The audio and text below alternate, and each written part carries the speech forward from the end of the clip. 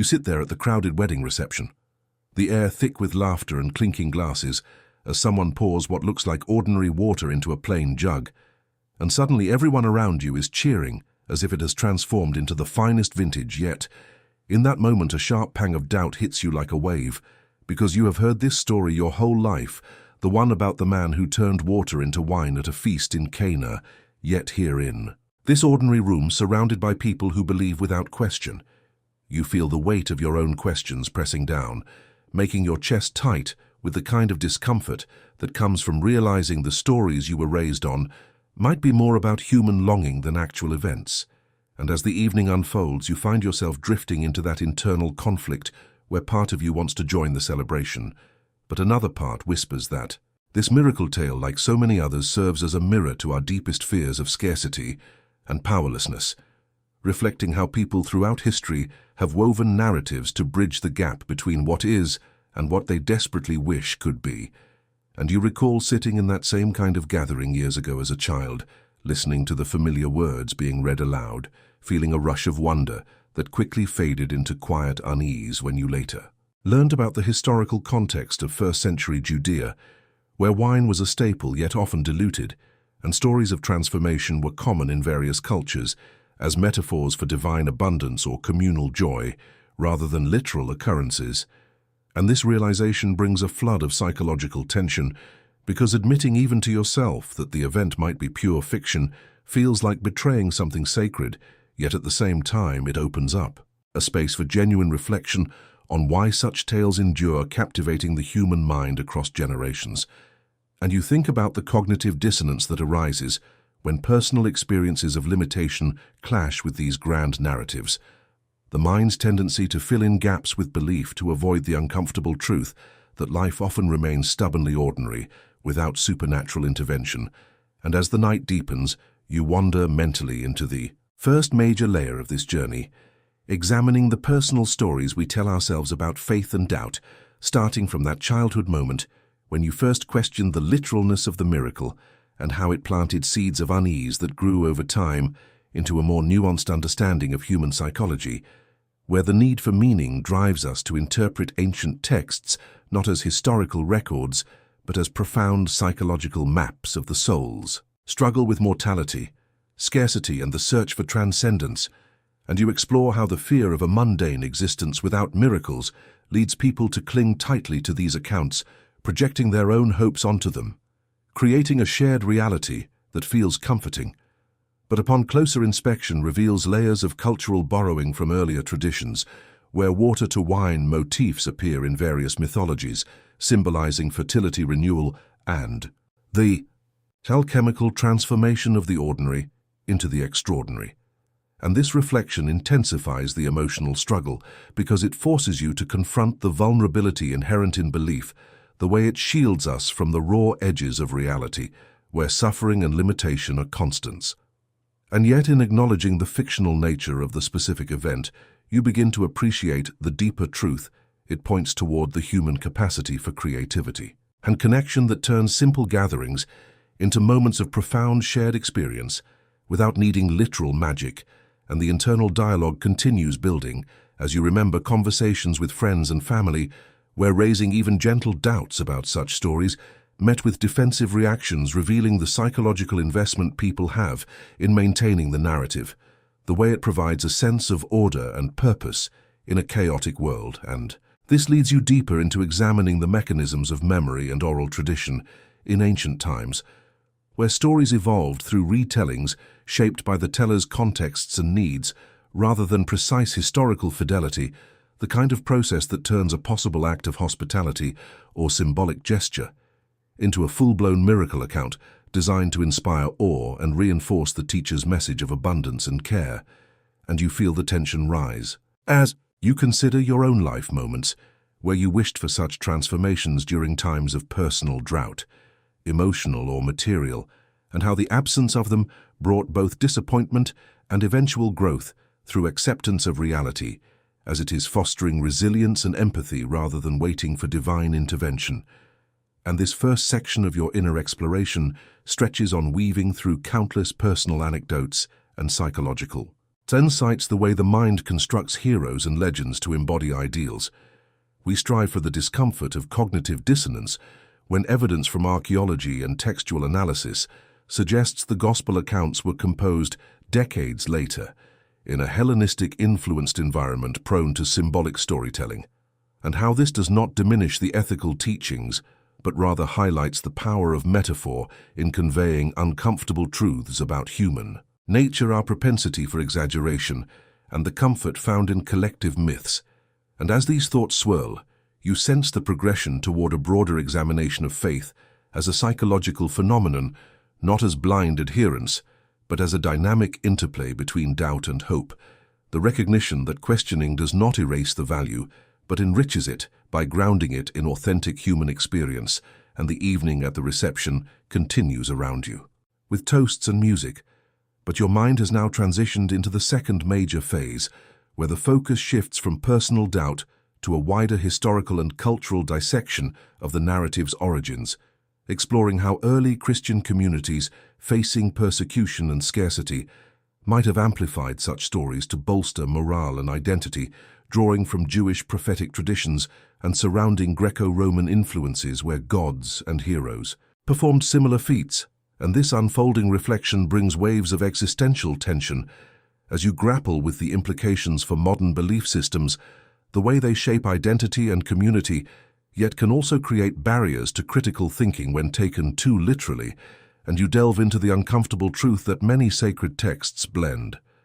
history, legend, and theology in ways that serve the needs of their time, the psychological comfort of a savior figure capable of providing for his followers, mirroring the very real hungers and thirsts of a marginalized people. And this leads to extended contemplations on the role of miracles in religious psychology as projections of inner potential. The transformation of water into wine, symbolizing the shift from ordinary consciousness to enlightened awareness, or from despair to joy without requiring supernatural mechanics, and the intensity builds. As you consider case studies from psychology, where individuals experience profound changes through belief alone, the placebo effect of faith, the communal rituals that foster connection, and the cognitive biases that make us see patterns and interventions where none exist. And yet acknowledging these mechanisms does not lead to nihilism, but to a more mature appreciation of the stories as tools for moral and emotional guidance, the way they encourage generosity, hospitality, and trust in the face of uncertainty.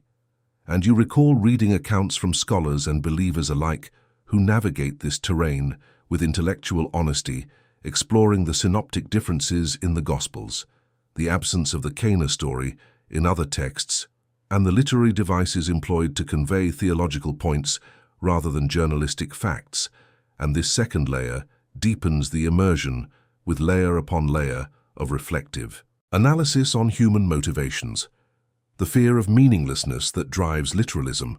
the liberation that comes from embracing symbolic interpretation, and the ongoing dialogue between tradition and reason that has defined philosophical inquiry for centuries. And as these ideas flow, you feel the emotional arc climbing toward greater complexity,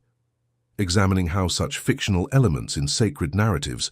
parallel similar processes in personal myths. We create about our own lives the stories we tell to make sense of suffering and triumph, the uncomfortable realization that much of what we hold dear may stem from interpretive creativity rather than empirical event, and this realization brings both liberation and a poignant sense of loss, the grief for the childlike wonder that once accepted every miracle, unquestioningly giving way to an adult perspective that finds beauty in the imperfect human tapestry of belief and doubt. And the narrative continues expanding into discussions of comparative religion, the shared motifs across faiths that underscore universal human concerns with provision and transformation, the psychological universality of these archetypes, and how recognizing the fictional aspects allows for cross-cultural dialogue without defensiveness, fostering a more inclusive exploration of spirituality. And as the reception's energy pulses around you, your inner journey intensifies with reflections on contemporary applications, how people today still seek signs and wonders in a scientific age, clinging to interpretations that resist falsification and the tension this creates in relationships, and self-understanding the courage required to sit with uncertainty rather than demanding resolution. And this leads into extended passages on existential philosophy. The thinkers who grappled with similar issues, the way faith and reason can coexist, when both are approached with humility and the profound psychological growth that emerges from integrating doubt as a companion rather than an enemy. And with each unfolding thought, the script delves deeper into personal psychology, the internal conflicts of those raised in devout environments who encounter scholarship that challenges childhood teachings, the emotional labor of reconciling love for community with intellectual integrity, and the ways this process mirrors broader societal shifts toward secular inquiry, while still valuing the ethical cause of religious traditions. And the second section builds to a crescendo of interconnected ideas, examining the neuroscience of belief, the brain's reward systems activated by storytelling and ritual, the evolutionary advantages of group cohesion through shared myths, and the uncomfortable truths about how power structures have sometimes exploited these narratives for control, yet also how individuals throughout history have found genuine liberation within them,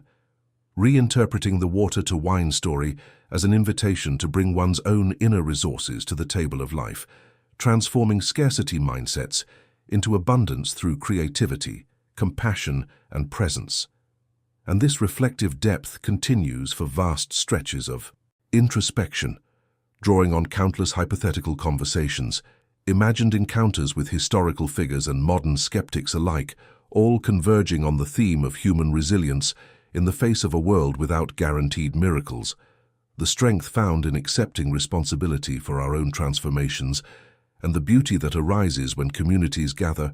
not expecting supernatural provision, but committing to mutual care. And this psychological exploration reaches its mature phase, acknowledging the limits of human knowledge, the possibility that some aspects remain mysterious, while firmly grounding the specific miracle in the realm of inspirational fiction, crafted to illuminate deeper realities. And now, as the emotional intensity peaks, the third and final progressive section emerges seamlessly from the previous layers, plunging into the philosophical and existential climax, where you confront the ultimate implications of viewing the event as pure fiction, not as a dismissal, but as a gateway to a more authentic engagement with life and spirituality, the kind that demands active participation rather than passive waiting for divine acts. And this culmination brings a torrent of profound realizations about the nature of truth, the fluidity of historical memory, the power of narrative to shape reality, and the psychological freedom that comes from releasing attachment to literalism, allowing the essence of the teaching to shine through unencumbered by historical debate, the call to abundance, generosity, and joy in the midst of ordinary circumstances. And you feel the full weight of this journey as it weaves through extended meditations on mortality, the finite nature of existence that makes each shared meal precious, the discomfort of living without cosmic guarantees, and the empowerment that follows from embracing human agency in creating meaning and connection. And the reflections expand into societal dimensions, how cultures evolve their stories to meet changing needs, the risks of dogmatism, and the rewards of open inquiry. The way uncomfortable truths about religious origins can actually strengthen rather than weaken communal bonds when approached with empathy and respect. And this final arc intensifies with vivid, internal scenes of imagined dialogues with ancestors, believers, doubters, and the self at different life stages, all grappling with the same core tension, the desire for miracles versus the reality of human effort. And the script delves deeply into the emotional catharsis that arises from this acceptance, the release of pent-up cognitive dissonance, the emergence of a spirituality rooted in presence wonder at the natural world, and commitment to ethical living without supernatural scaffolding. And as the thoughts reach their zenith, you envision future generations inheriting this nuanced perspective, one that honors the psychological and cultural value of the ancient tale, while honestly classifying it as fiction, a story that continues to inspire by revealing truths about our shared humanity, our capacity for transformation through love and community, and the courage to face life as it is, rather than as we wish it to be. And this brings the entire psychological journey full circle back to the wedding reception, where the glasses are now filled with whatever the hosts provided. And you raise yours not in blind faith, but in conscious appreciation for the miracle of human connection. The real alchemy that occurs when people come together in celebration and support, turning ordinary moments into something sacred through intention and presence, and the internal monologue surges onward, exploring countless facets of this realization. The intersections with art, literature, and personal growth stories, the ways in which fiction has always served as a vehicle for profound insight. The discomfort of deconstruction giving way to reconstruction on firmer, more reflective grounds, and the ongoing tension that keeps the mind alive with curiosity rather than settling into complacency, and with each successive wave of insight. The script maintains its immersive flow, delving into the fears that accompany such explorations, the potential for isolation from community, the joy of deeper authenticity, the philosophical questions about ethics without divine command, and the ultimate affirmation of human dignity in navigating these waters with honesty and compassion. And as the reception winds down in your mind's eye, the narrative has traversed vast emotional landscapes, from initial doubt, through historical contextualization, to philosophical integration, creating a continuous thread of psychological realism that mirrors the audience's own potential struggles and growth. And this culminates in a powerful sense of resolution without closure, the open loops of continued reflection on how we all participate in creating meaning. The recognition that the story, whether factual or fictional, points toward an inner potential for turning the water of everyday life into the wine of meaningful experience through awareness, choice, and connection.